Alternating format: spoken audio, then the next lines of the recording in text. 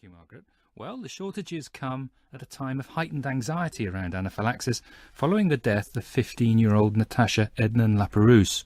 Natasha died following an allergic reaction to sesame seeds, despite being given 2 EpiPen injections.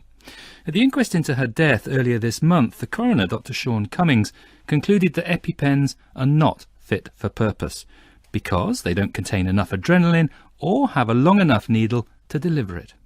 He's written to the manufacturer, Pfizer, and the Medicine and Healthcare Products Regulatory Agency, calling for action. Dr. Robert Boyle is consultant paediatric allergist at St Mary's Hospital in London and a researcher in children's allergies at Imperial College. Robert, that's a damning conclusion from the coroner.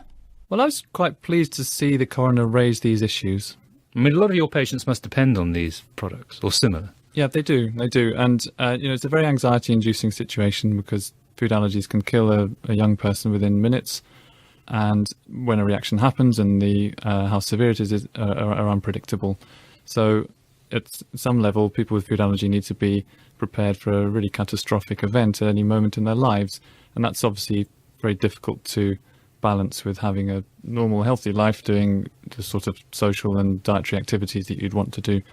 So I was pleased to hear the coroner raise those issues. Are they familiar issues to you? I mean, do you worry about the devices that people are using? I think there's widespread concern amongst the allergy community that these devices are not as good as they could be.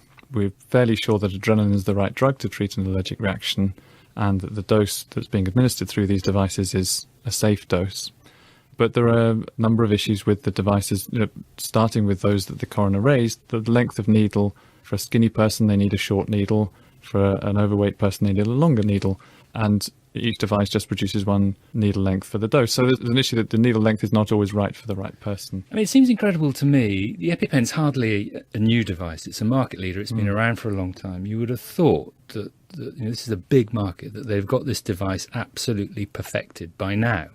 Would you not? Well, it's remarkable when you look at the device and its history, how little innovation there's been with the adrenaline autoinjectors in general. EpiPen we've had since the 1970s, and for some time we've been aware that it's difficult to use in an emergency. It's not a sort of size and shape that every person wants to carry.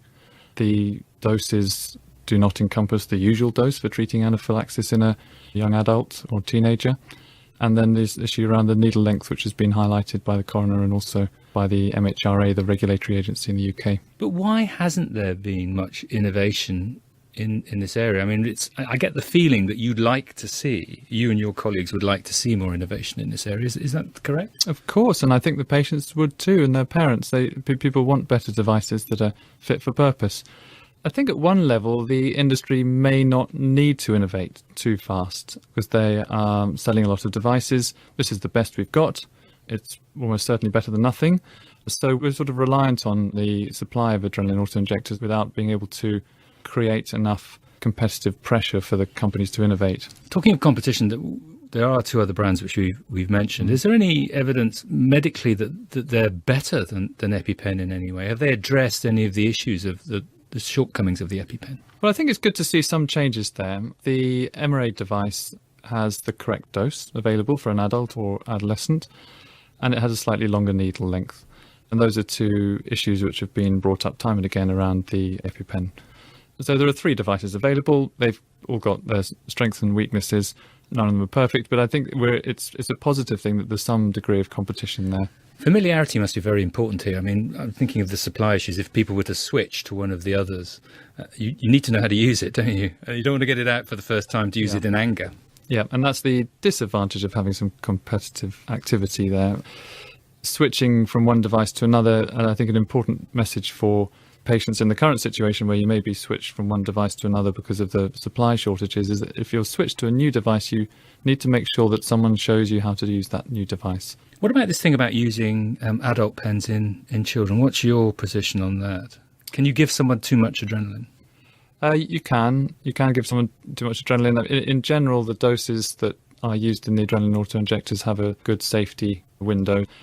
In some countries, they will use an adult pen for a 20 kilogram child and above. Our policy in this country is to use a 300 microgram, an adult dose of an adrenaline autoinjector for a 25 kilogram person or heavier.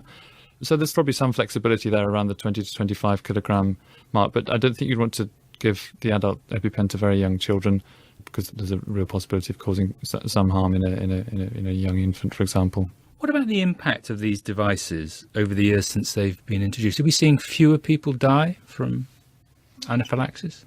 Well, there's certainly been a huge increase in the number of these devices prescribed and sold, both in the UK and overseas, in the last 20-25 years. Disappointingly, we haven't seen a big inroad into the number of fatalities. So there is a question there of how effective the devices are overall, but they're the best we can get. They're the right drug for treating anaphylaxis. We know it works. We see it works under our eyes in hospital and in clinical studies. There's the right drug, and it's a safe dose. It may not always prevent the tragic outcomes, such as the one you described earlier, but I think it's the best we can get. So we do need a safe supply and a reliable supply of adrenaline auto-injectors, and all the charities, professional groups and regulatory agencies in the UK are working hard to try and ensure we've got a supply in this country which people can rely on. Dr. Robert Boyle, thank you very much.